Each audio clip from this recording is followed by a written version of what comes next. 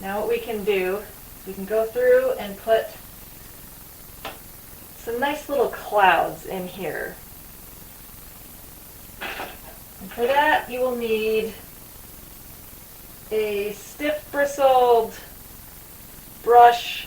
Hog hair is a good choice.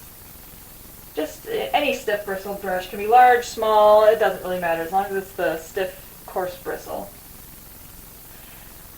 Now you decide what color you want your clouds to be. I think purple clouds sound good for this, and we'll put some pink highlights underneath them. So all you need for purple clouds is some red and some blue. Some red and blue. I don't have a lot of paint in the tips of my bristles because this is going to be more of like a scrubbing dry brush technique. I'll just put some, just scrub some little clouds in here. Right along the border here. You can put them anywhere you want.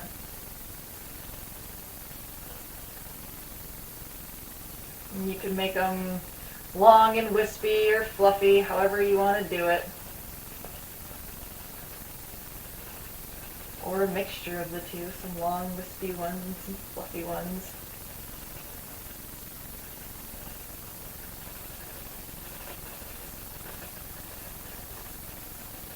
And clouds come in all shapes and sizes.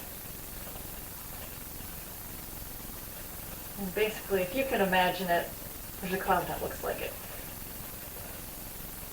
I don't know how many times I've been riding in the car or sitting outside looking up at the sky and see a cloud go by and you're like, if I didn't see that in real life, I would think that was fake.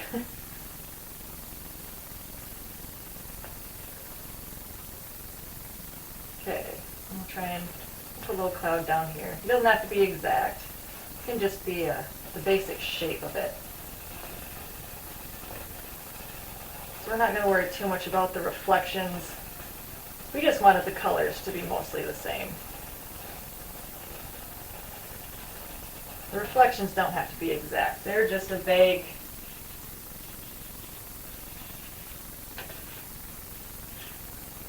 Put one up here. One up here.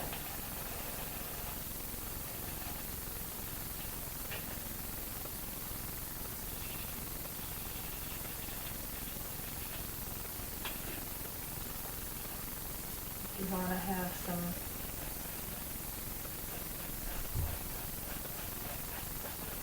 little streaks in here.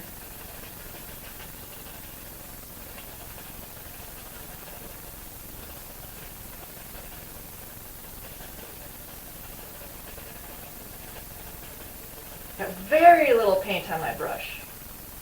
Just making little thin wispy things. They're not real thick clouds that I'm making.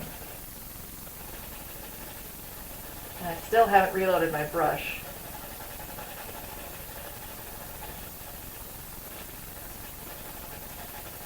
On this part, because I don't want the reflections to be as dark as the sky. You can put just a few little small ones in here.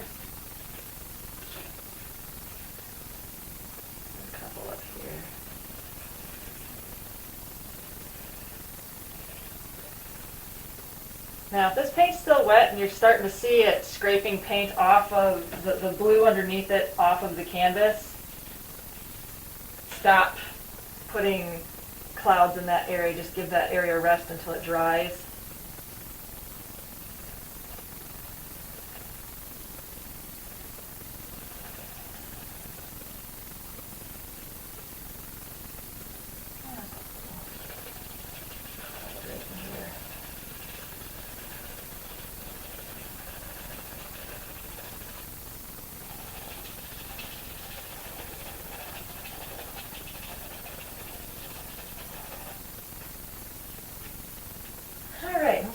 highlights underneath those clouds, little light reflections. I'm just going to make a coral color with some red and some yellow, some white. If you need to get some fresh white, you can just a little bit. I'm just going to go through and, whoop, that's not quite bright enough. You don't want it to blend with the background color behind it, so make sure you blend a color that's a little bit different. We're just going through and touching up, adding some highlights under here.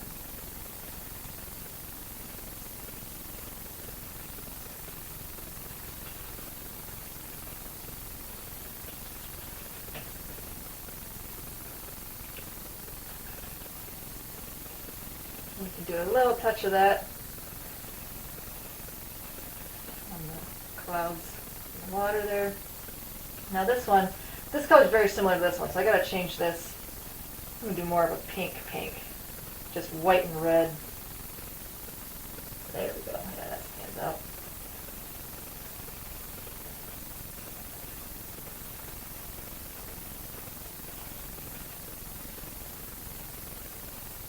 If you want more of that pink on your other clouds too, you can go back and put some of that there. Okay, give them some pink color there. Nothing wrong with that.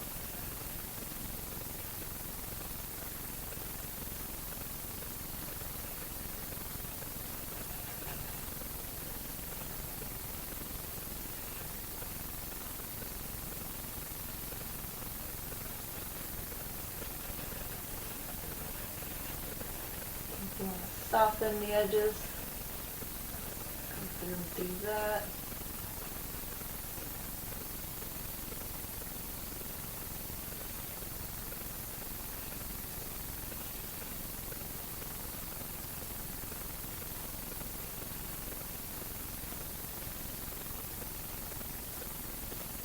Okay.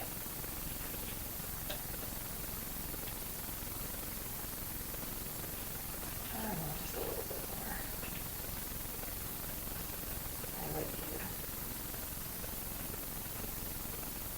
You can go through and just dip in some straight white too, if you want to add some more dramatic contrast.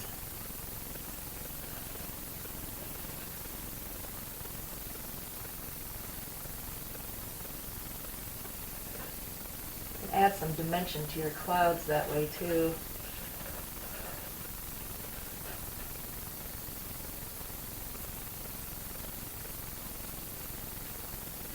Give them a little more of a 3D effect. It's like some parts are out in front of others. The clouds are pretty free. You can do clouds pretty much any way you want to.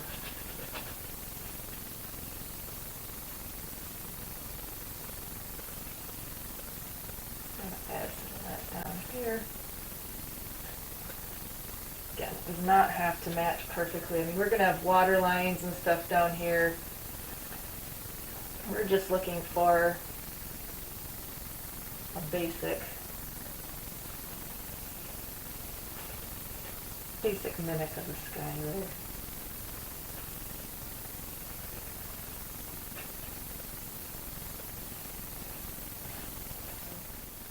We're going to have to work on figuring out where our horizon is, because we're going to be putting a little band of background trees, a little landmass there. So what you'll need, if you want to make sure that this is perfectly level and exactly straight, you can get a ruler or just a long level, and you can draw with a chalk, a piece of willow chalk, just draw a line and then work from that. I'm not going to worry about the straight edge. I'm going to eyeball it. Let's see how I do. Don't laugh at me. If it's bad, we can always wipe it off. That's the nice thing about the charcoal. If it's really bad, you can get an old towel and wipe it off. All right. I'm going to try and follow, I basically made my horizon line right here because you can see where the mirror bisects right here. So I'm just going to do a basic, and I picked up at the end of there.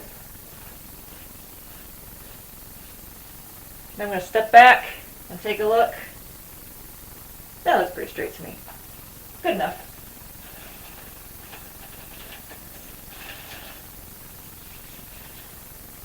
And what I'm going to do is I'm going to take, again, either, you can use either the same stiff bristle brush you used for the clouds, or you can use a 1-inch chip brush, which is what I'm going to use just because it's fast. And you're going to need just a dark brown color. And it's almost black, but it's not quite black. So we're going to do just a touch of brown on our plate. And a touch of black. I'm just going to mix that together. Make a nice dark brown color.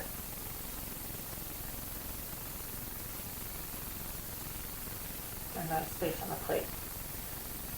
And now all you're going to do is tap in a landmass across this, just following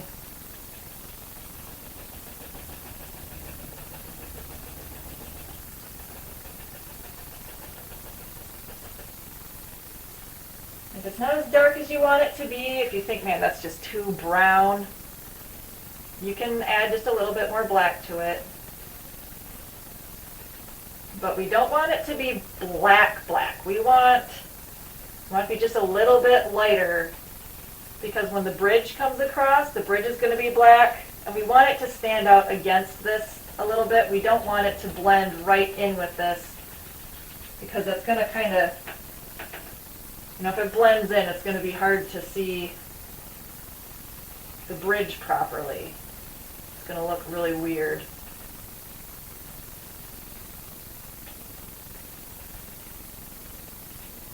All right, I'm just going to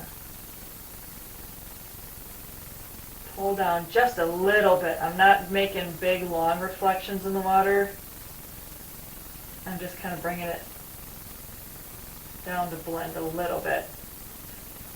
All right.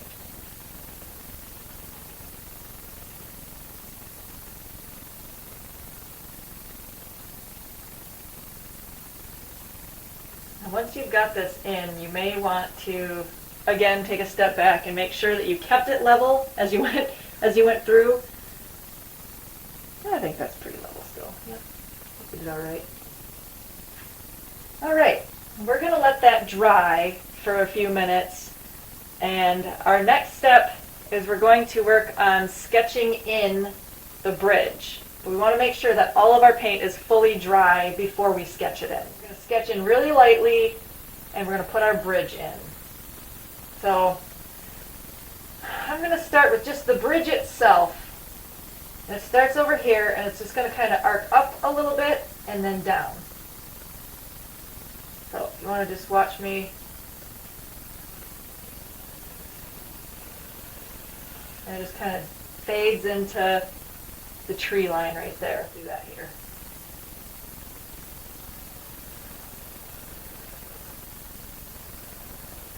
We're going to make it go a little bit narrower as it, because this is farther away, this is closer to us. Now we can draw in our two big supports here. And we'll put one right here.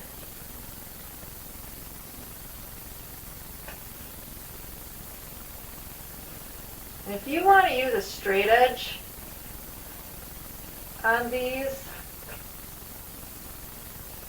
you can. I probably should be using one, but I'm not.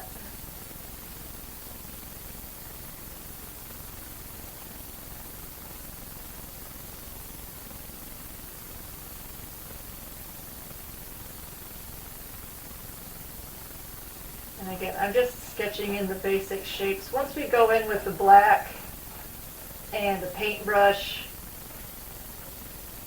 we'll go into more of what's thicker, what's thinner. Excuse me. Now this one's closer to us, so it's going to look a little bigger and a little higher. I probably should have drawn this one first because I'm going to be brushing charcoal off with my other hand here.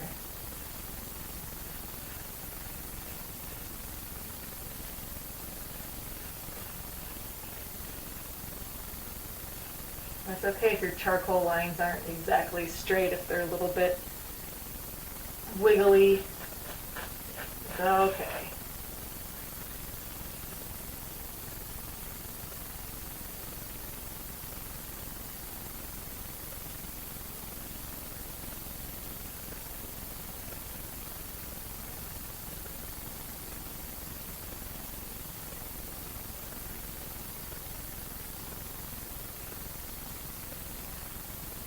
Alright.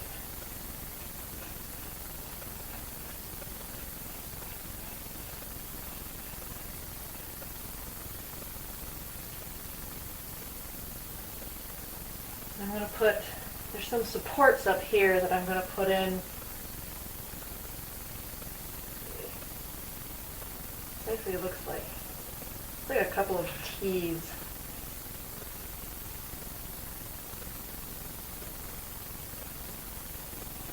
Go down in the water right there. And then there's a big solid block right there. Another support over here. They connect right there. In the silhouette anyway, I mean. And you'll get a better idea once we start filling it in too of how those are supposed to look. They kind of look weird when they're just in the charcoal, but stuck my hand there. Alright, now we need to put in our cables. Now the cables can be kind of tricky, but you have to remember is that the cables on the same sides have to connect. So don't connect the cable from this top corner to this left corner. Top right corner connects to top right corner. So we'll bring this up.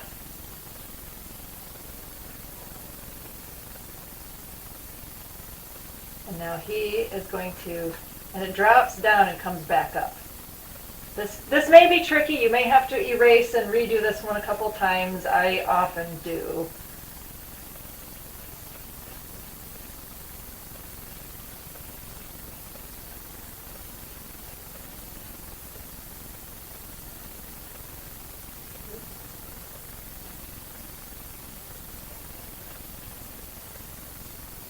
Take my a dry piece of paper towel or an old towel and just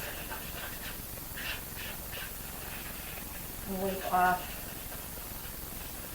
the charcoal on the line you didn't use. Now we do the same thing. We're going to try and follow the same similar angles that we used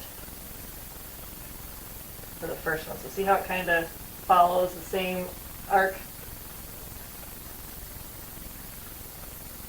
And then, oh, I didn't get this guy in.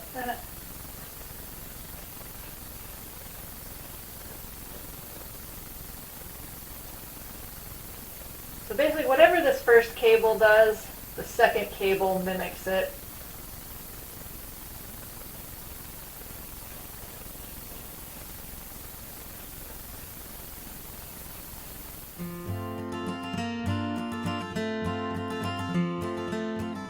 Before you go, don't forget to like and subscribe so you don't miss out on any of my new classes.